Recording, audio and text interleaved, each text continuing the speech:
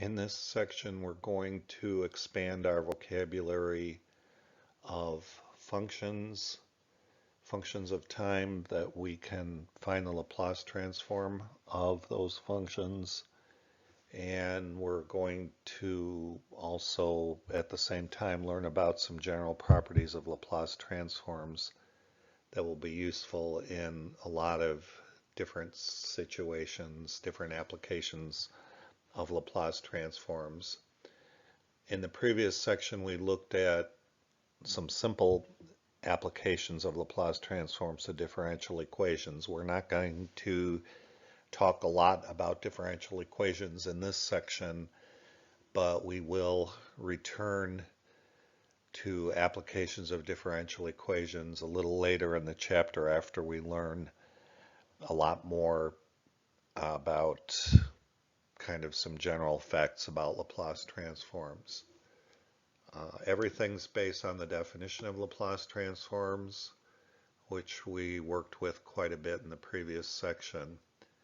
The first thing we're going to look at here is usually called the first shift theorem, which tells us what happens when we multiply a function in the time domain by an exponential function.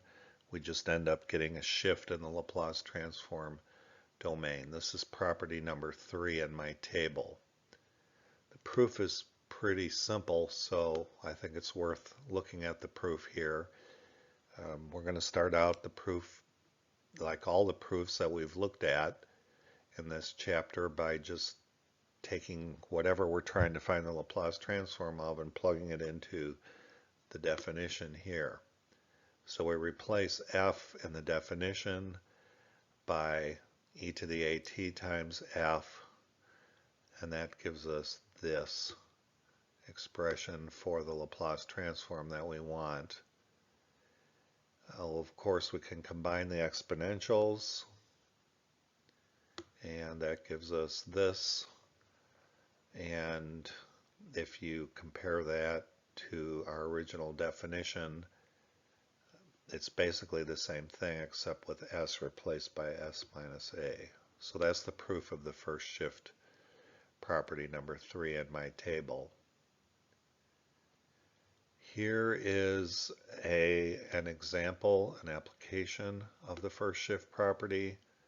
So I'm taking the function sine 3t and multiplying by e to the 2t. The idea here is we're assuming we know the Laplace transform of sine 3t, maybe from some of our work in the previous section or from just looking it up in the table.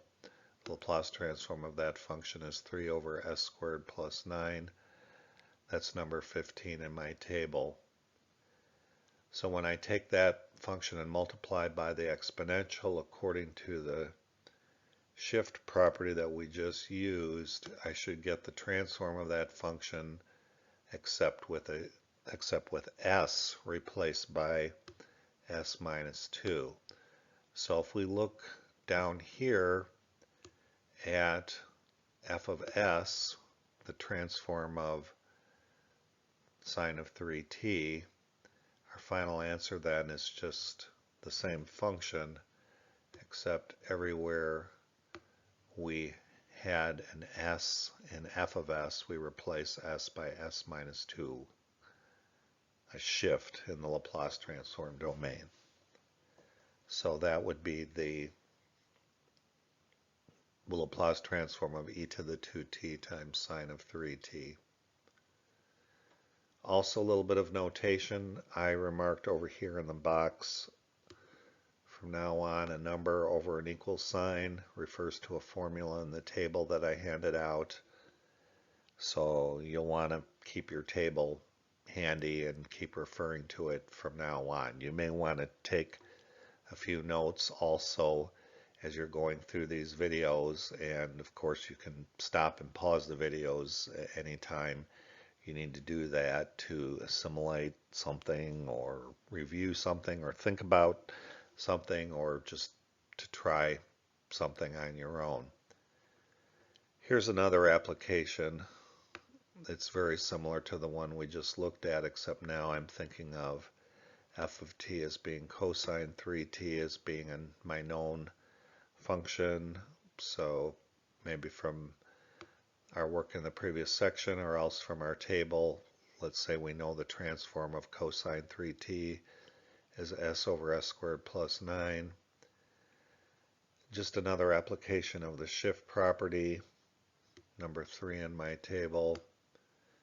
When we multiply by e to the 2t in the time domain, we shift by 2 in the Laplace transform domain. So everywhere we see s in our original transform function, we replace it by s minus 2. Here we have to replace s by s minus 2 in the numerator and in the denominator. So that would be the Laplace transform of e to the 2t times cosine 3t. So there's another application of the first shift property.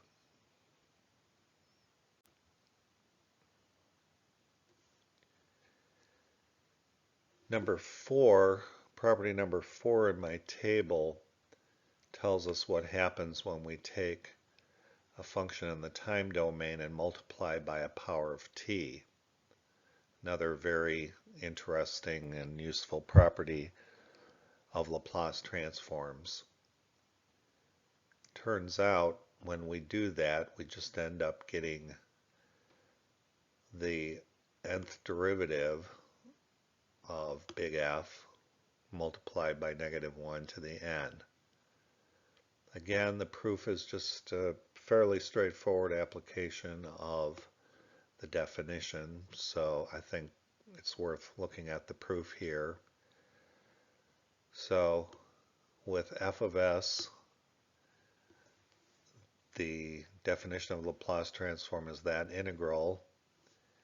We will assume that we can differentiate under the integral sign. There's a little bit of theory going on here that we would need technically to justify that operation, and we're not going to worry too much about that.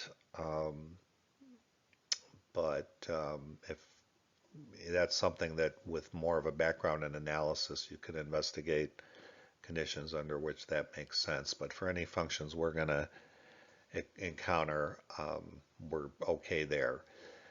So differentiating under the integral sign, we're differentiating with respect to s, and the only thing there that depends on s is the exponential. And when you differentiate that exponential with respect to s, you get -t times the exponential from the chain rule by differentiating that exponential with respect to s. If you differentiate again, assuming we can differentiate again under the integral sign, you're going to get another factor of -t. -t times -t is +t squared. So if you keep doing that over and over again, every time you differentiate with respect to s, you're going to get a factor of -1, and you're going to get another factor of t. And then if we just pull out -1 to the n, that's constant as far as our t integration is concerned. Everything else that's left there is just the Laplace transform of t to the n times f of t. And that's basically what we had up here. The only slight difference is I took the -1 to the n over to the other side, and multiplying by -1 to the n or dividing by -1 to the n is the same difference. So just a slight rearrangement of this last expression gives us the expression I had up above in the box for my statement of property number 4. Here's an example, an application. So in this example, we're thinking of f of t as sine of 3t as being a known function whose Laplace transform is 3 over s squared plus 9 from formula number 15 in my table. From the property that we just learned, the property in the box up above, when we multiply the known function by t, we should just get minus derivative of f. So here I just copied, I included the minus sign and then I copied the derivative. I copied the function f. I haven't calculated the derivative yet in that step. Here I just use the chain rule in the next step to calculate f prime or df ds. And don't forget the chain rule there at the end. For the 2, that's where the 2s factor comes from differentiating the inside. And then if I just clean that up a little bit, that gives me 6s over s squared plus 9 quantity squared as the answer I was looking for. So that would be the Laplace transform of the function t times sine of 3t.